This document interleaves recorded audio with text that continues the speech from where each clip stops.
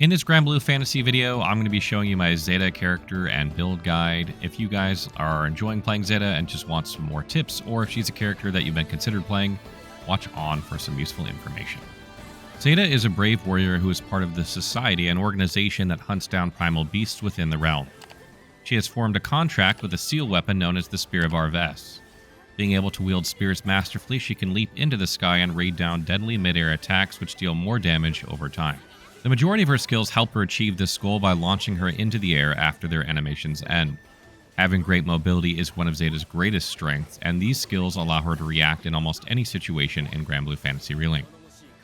Accelerating Flare is Zeta's special skill that allows her to do the aforementioned airborne attack loop.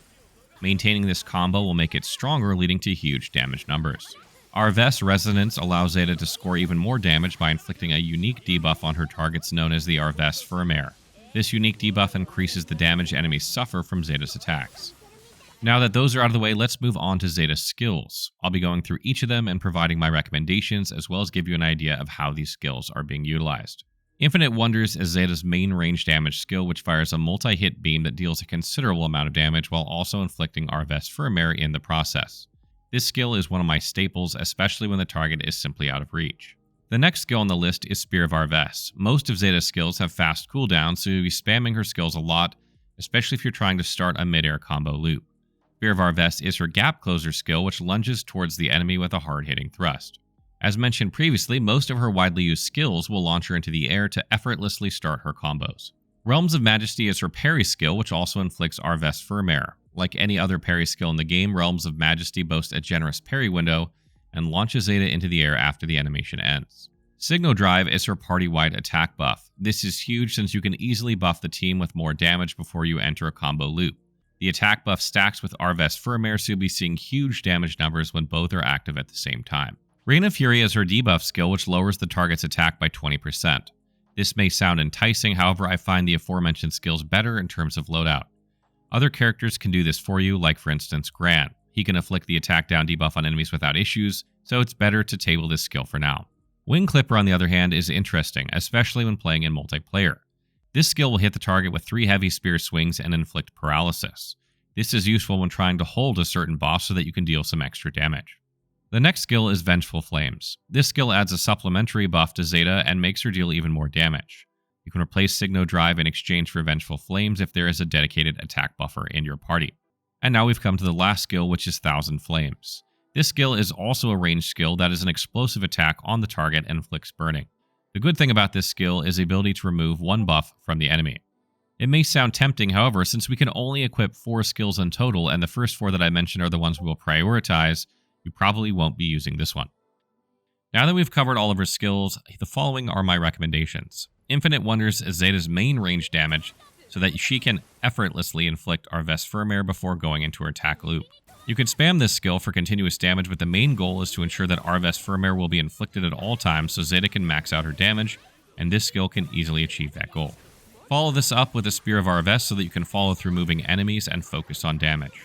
Every time you use this skill, it will allow you to do the mid-air combo. It has a relatively short cooldown, so you'll be using it a lot in combat.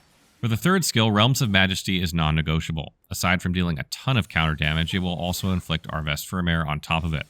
Realms Majesty can also be a lifesaver, as you can use it to survive mechanic puddles and counter damage on return. And for the last skill, it gets tricky since this is the only slot where you interchange skills depending on your needs.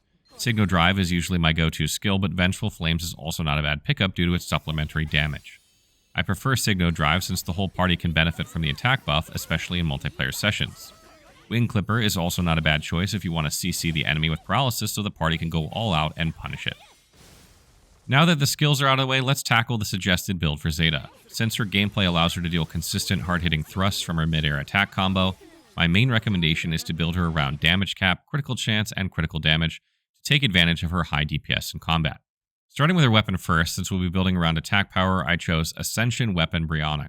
It will add more attack power and HP traits to your build. In terms of decent critical hit chance, we'll be equipping critical hit rate sigils later on. This weapon alone adds a level 25 attack power trait, so it will give you the foundation to reach a higher level of attack power trait when trying to increase it when equipping sigils if you wish to do so later on. When it comes to sigils, we'll be prioritizing offensive traits to fully utilize Zeta's damage potential while also adding some of the other traits that I think will work best for this build. If your sigil slots are limited at the moment, prioritize damage cap. Note that the tiers of suggested sigils in this setup are not mandatory but the ideal ones. Equipping the right sigils is more important, so just equip yourself with what you have, especially in the early parts of the game or when you've just reached the end game. When playing on Proud difficulty, enemies can take you down in 1 or 2 hits, so increasing your HP with health or Aegis sigils will give this build more survivability. Depending on your skill level or how well you know a certain fight, you can remove these and equip more offensive sigil types, so you can enjoy higher damage like damage cap, for example. I suggest aiming for at least level 15 for the HP trait and level 11 to 13 for the Aegis trait to gain a substantial boost to survivability. Damage cap sigils play a pivotal role in increasing your overall damage when reaching endgame in Granblue Fantasy Relink. This trait increases your damage ceiling, so pay attention if you're not gaining higher damage numbers, despite increasing your attack stat or adding other damage multipliers. If you notice that your damage is not increasing after equipping more damage sigils, this is the time that you need to add the damage cap trait to gain more damage. You can easily increase your damage by cranking up your damage trait. In this specific setup, I managed to level it up to level 53 to gain a 185% increase in my damage cap. Of course, the higher the value, the better results you can get. Assess your inventory and adjust later on. You'll be freeing sigil slots as you level your current one to max, so it will give you headroom to slot more damage cap sigils. Critical chance sigils are expected for this build. Since we'll be focusing more on the damage cap trait, our main goal is to have at least 80% critical hit chance. Level 29 critical hit rate trait will give you a 33% critical hit chance, and that is enough to reach the ideal percentage. Playing with the applicable right stones can also help you achieve this high level trait, so keep this in mind. Assess what you have and use it accordingly. For instance, I do have a right stone that adds more critical hit rate and other bonus traits, which will give me a decent bump in achieving my set goals for this build. Since we've increased Zeta's critical hit chance trait, it is also ideal to slot in critical damage sigils for more damage multiplier.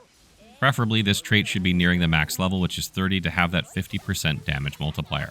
However, this skill can easily be changed to damage cap if you're hitting the damage cap threshold. For this build, I aimed for at least 22 critical damage trait to have 42% damage increased. The Tyranny trait can provide a significant boost to your attack power in exchange for lowering your total amount of HP. This is suggested only for seasoned players since they will not rely too much on their total health pool in exchange for dealing more damage. If you're up for it, you can remove any HP boosting to this build to slot more Tyranny sigils. However, ensure that you're not hitting the damage cap or else you'll be losing HP for no reason. Cascade sigils shorten skill cooldowns whenever the user hits a target. Just in case you do have an extra slot, this trait can come in handy. Although we do have a decent foundation for the attack power trait already, this sigil is merely a bonus if you have freed some of the slots when you upgraded all of the required sigils. Crimson's Clout sigil is Zeta's character-specific sigil. I highly suggest slotting it in if you already have access to it. What it does is it strengthens the Arvest Firmware effect by increasing its additional damage dealt by 25%.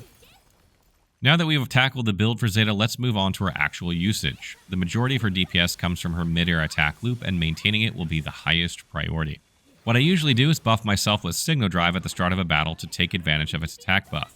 And regardless of the situation, it is a priority to inflict Arvest Firmware first before doing her attack loop, so I hit my targets with Infinite Wonders. When Arvest Firmware is applied to the target with Infinite Wonders, use Spear of Arvest and start doing mid-air attack loops.